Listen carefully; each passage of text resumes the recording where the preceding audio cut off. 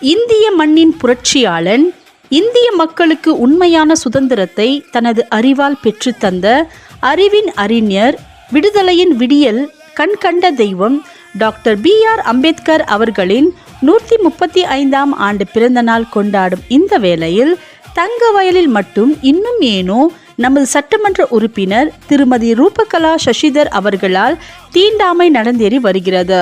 இதை ஒருபொழுதும் இந்த மண்ணில் பிறந்த எங்களால் ஏற்றுக்கொள்ள முடியாது என்று தனது ஆதங்க குரலை அழுத்தமாக பதிவு செய்தார் தங்கவயல் மக்களின் மகத்தான தலைவரான திரு மோகன் கிருஷ்ணா அவர்கள். தலைவர் ಅಂಬೇಡ್ಕರ್ பாரு. ದೇವ ಮಾನವ ಅವರ ಒಂದು ಹುಟ್ಟುಹಬ್ಬನ ಭಾಳ ಅದ್ದೂರಿಯಿಂದ KGF ನಗರದಾದ್ಯಂತ, ರಾಜ್ಯಾದ್ಯಂತ, ದೇಶಾದ್ಯಂತ, ವಿಶ್ವಾದ್ಯಂತ ಇವತ್ತು ಆಚರಣೆ ಮಾಡ್ತಾ ಇದ್ದಾರೆ. ಇವತ್ತು ಭಾಳ ಗರ್ವದಿಂದ ಇವತ್ತು ಈ ಒಂದು ಹಬ್ಬವನ್ನು ಆಚರಣೆ ಮಾಡ್ತಾ ಇದ್ದೀವಿ. தலைவர் ಅಂಬೇಡ್ಕರ್ பாரு, ಸಿಂಗಂ போல கம்பீரம் பாரு. ಇವತ್ತು ನಾವು ಪರಿಸ್ಥಿತಿಗಳು ನೋಡ್ತಾ ಇದ್ರೆ ಡಾಕ್ಟರ್ ಬಾಬಾ ಸಾಹೇಬ್ ಅಂಬೇಡ್ಕರ್ ತತ್ವ ಸಿದ್ಧಾಂತಗಳು ಪುಸ್ತಕದಲ್ಲಿ, ಸಂವಿಧಾನದಲ್ಲಿ ಮಾತ್ರ ಬರೆದಿಟ್ಬಿಟ್ಟು ಒಬ್ಬರು ಚುನಾವಣಾ ಪ್ರತಿನಿಧಿಗಳಾದಂಥವರು ಎಲ್ಲವನ್ನ ಮರೆತು ಕೇವಲ ಒಂದು ನಾಟಕಕ್ಕೋಸ್ಕರ ಇವತ್ತು ಡಾಕ್ಟರ್ ಬಾಬಾ ಸಾಹೇಬ್ ಅಂಬೇಡ್ಕರ್ ತತ್ವ ಸಿದ್ಧಾಂತಗಳ ಬಗ್ಗೆ ಮಾತಾಡ್ತಾರೆ. தலைவர் ಅಂಬೇಡ್ಕರ್ பாரு,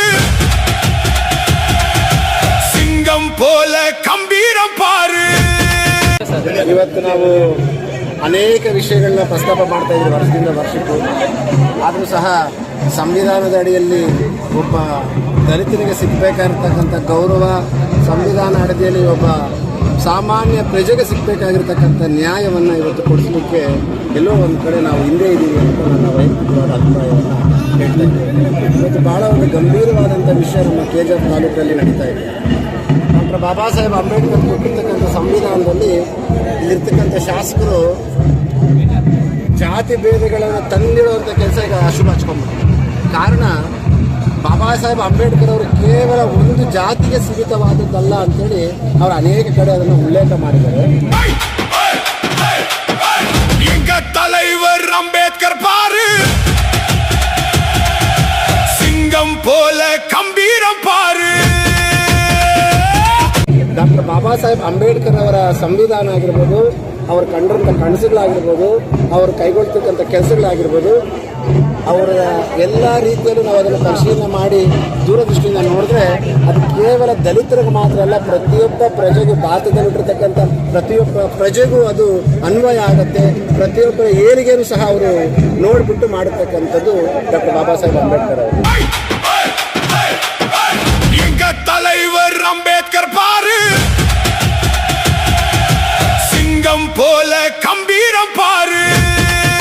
ಆದರೆ ಇವತ್ತು ಮೊನ್ನೆ ಒಂದು ಮಾಧ್ಯಮದಲ್ಲಿ ನೋಡಿದೆ, ಅವ್ರದೇ ಸ್ವಪಕ್ಷರಾದಂಥ ನಮ್ಮ ವಲ್ಲಲ್ ಮುನ್ಸ್ವಾಮಿ ಅವರು ಹೇಳ್ತಾ ಇದ್ರು, ಬರೀ ಒಂದು ಜನಾಂಗಕ್ಕೆ ಮಾತ್ರ ಸೀಮಿತನ MLA ಅವರು ಅಂತ.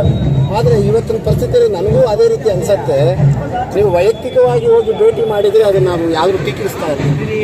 ಇದು ನಿಮಗೆ ಸರ್ಕಾರ ಸಂವಿಧಾನದಲ್ಲಿ ಕೊಟ್ಟಿರ್ತಕ್ಕಂಥ ಒಂದು ಪವರ್ನ, ಅಂದರೆ ಅಧಿಕಾರವನ್ನು ತಾವು ದುರುಪಯೋಗ ಮಾಡಿಕೊಂಡು ಕೇವಲ ಒಂದು ಜನಾಂಗನ ಮೆಚ್ಚಿಸ್ಲಿಕ್ಕೋಸ್ಕರ ಹೋಗ್ತಾ ಇದ್ರಲ್ಲ, ಇದು ಯಾವ ಮಟ್ಟಿಗೆ ಸರಿ ಅಂತ ನಾನು ಸೂಚಿಸ್ತಾ ಇದ್ದೀನಿ. தலைவர் ಅಂಬೇಡ್ಕರ್ பாரு,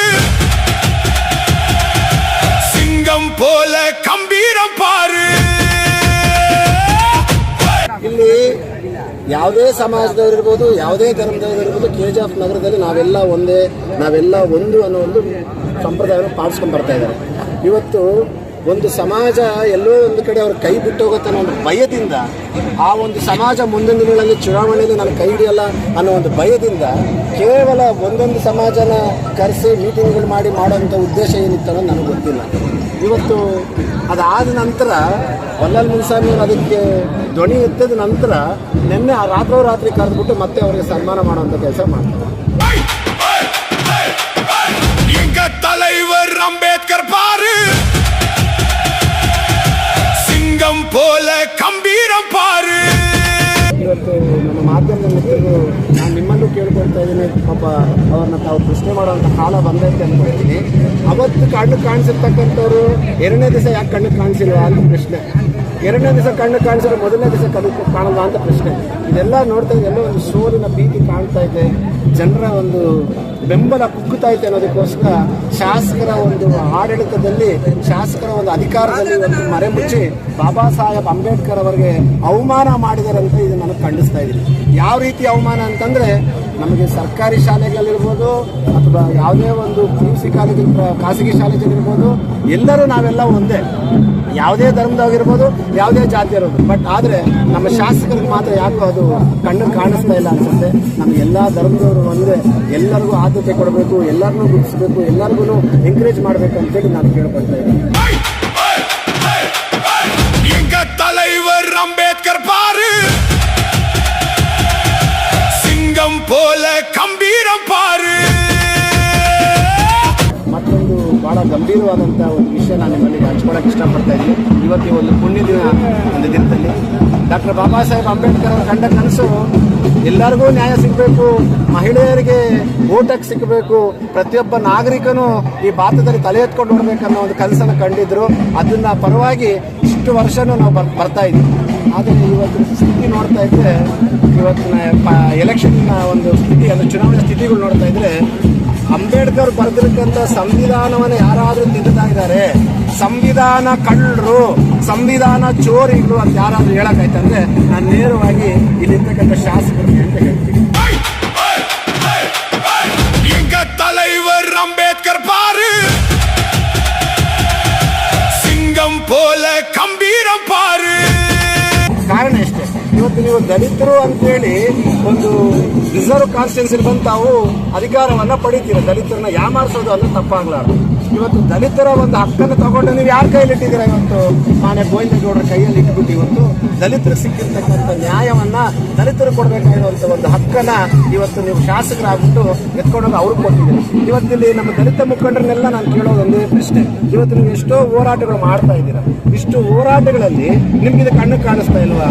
ದಲಿತ ಮಹಿಳೆಯಾಗಿ ನಾವು ಚುನಾವಣೆಯಲ್ಲಿ ಪಾಲ್ಗೊಂಡು ದಲಿತ ಅಂತ ರಿಸರ್ವೇಷನ್ ಅಂತ ತಗೊಂಡು ನಾವು ಇವತ್ತು ನಿಮ್ಮ ಅಧಿಕಾರವನ್ನು ಯಾರು ಕೈ ಕೊಟ್ಟಿದ್ದೀರಾ? ಎಲ್ಲ ಸಂಘಟನೆಗಳು ಒಟ್ಟುಗೂಡಿ ಇದನ್ನು ಖಂಡಿಸಬೇಕು.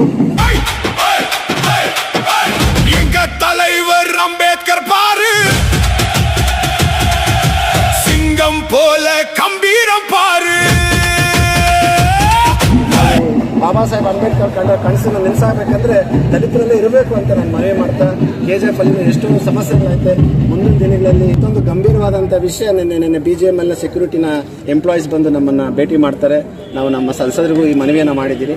ನೋಡಿ, ಇವತ್ತು BGML ಎಂಪ್ಲಾಯೀಸ್ನ ಕೇಳೋರಂಥವ್ರು ಯಾರೂ ಇಲ್ಲ, TCS ಎಂಪ್ಲಾಯೀಸ್ನ ಕೇಳೋಂಥವ್ರು ಯಾರಿಲ್ಲ, ಆಟೋ ರಿಕ್ಷಾ ಡ್ರೈವರ್ ಕಷ್ಟ ಇರ್ತಕ್ಕಂಥದ್ದು ಕೇಳೋಂಥದ್ದು ಯಾರೂ ಇಲ್ಲ, ರೈಲ್ವೆ ಕೋಚ್ ಆಗಿರ್ತಕ್ಕಂಥದ್ದು ಯಾರೂ ಇಲ್ಲ.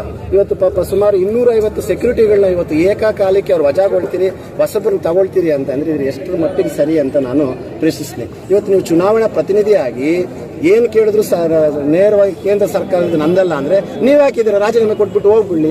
ಇವತ್ತು ನಿಮಗೆ ಕೇಂದ್ರ ಸರ್ಕಾರಕ್ಕೆ ಮಾತ್ರ ಮತ ಹಾಕಿದಾರ, ಇಲ್ಲಿರ್ತಕ್ಕಂಥವ್ರು ನಿಮ್ಗೆ ಮತ ಹಾಕಿಲ್ವ? ಹಾಗಾದರೆ ನೋಡಿ, ನಾನು ಇದನ್ನು ತೀವ್ರವಾಗಿ ಖಂಡಿಸ್ತಾ ಇದ್ದೀನಿ. ಆ 250 ಕುಟುಂಬಗಳಿಗೆ ನಾವು ಶ್ರೀರಕ್ಷೆಯಾಗಿ ನಿಲ್ತೀರಿ, ಇದರ ಪರವಾಗಿ ಹೋರಾಟನೂ ಮಾಡ್ತೀರಿ. ನಾನು ನಮ್ಮ BGMLನ ಮುಖ್ಯಸ್ಥರಿಗೂ ನಾನು ಮನವಿ ಮಾಡ್ತಾ ಇದ್ದೀನಿ ಸರ್, ಅವ್ರು ಭಾಳಷ್ಟು ದಿನದಿಂದ ಇದನ್ನೇ ನಂಬ್ಕೊಂಡಿದ್ದಾರೆ. ಆ ಒಂದು 250 ಜನ ನೋಡಿದ್ರೆ ಸುಮಾರು 3000 ಜನ ಬೀದಿಗೆ ಬರೋಂಥ ಪರಿಸ್ಥಿತಿ ಐತೆ. ದಯಮಾಡಿ ನಾನು ನೀವು ಮನವಿ ಮಾಡ್ಕೊಳ್ತಾ ಇದ್ದೀನಿ, ಯಾವುದೇ ಕಾರಣಕ್ಕೆ ಅವರಿಗೆ ಆ ರೀತಿ ಕ್ರಮ ತಗೋಬಾರ್ದು. ಮುಂದಿನ ದಿನಗಳಲ್ಲಿ ನಾಳೆ ನಾಳಿದ್ದು ಒಂದು ಸಭೆ ಕರೆದು ಮುಂದಿನ ತೀರ್ಮಾನ ಸರ್. ನಾನು MP ಅವರಿಗೂ ಮಾತಾಡಿದ್ದೀನಿ, ಅವರು ಒಂದು 2-3 ದಿವಸ ಬಿಟ್ಕೊಂಡು ಬನ್ನಿ, ಇದು ಒಂದು ಸಿಸ್ಟಮ್ ಅವರೇನೋ 5 ವರ್ಷ ಆಗೈತೆ ಎಕ್ಸ್ಚೇಂಜ್ ಮಾಡಬೇಕನ್ನೋ ಒಂದು ಸಿಸ್ಟಮಲ್ಲಿದ್ದಾರೆ ಅಂತ ಹೇಳಿದ್ದಾರೆ. ನಾನು ಅವ್ರನ್ನ ಭೇಟಿ ಆಗ್ತಾ ಇದ್ದೀನಿ. ನಮಗೆ ನ್ಯಾಯ ಮುಖ್ಯ ಸರ್. MP ಆದ್ರೇನು, MLA ಆದ್ರೇನು, ಸಚಿವರಾದ್ರೇನು, ನನ್ನ KGF ಜನತೆಗೆ ಅನ್ಯಾಯ ಆಗಬಾರ್ದು, ಅದು ನಮ್ಮ ಚಿಂತೆ. ಬಹುಶಃ MP ಅವರು ಇದಕ್ಕೆ ಸ್ಪಂದನೆ ಮಾಡಿಲ್ಲ ಅಂದರೆ ನಾವು ಅವ್ರಿಗೂ ಸಹ ಹೇಳ್ತೀರಿ, ಮುಂದಿನ ದಿನದಲ್ಲಿ ಪಾಠ ಕಲಿಸ್ತೀರಿ ಅಂತ ಹೇಳಿ. Thank you.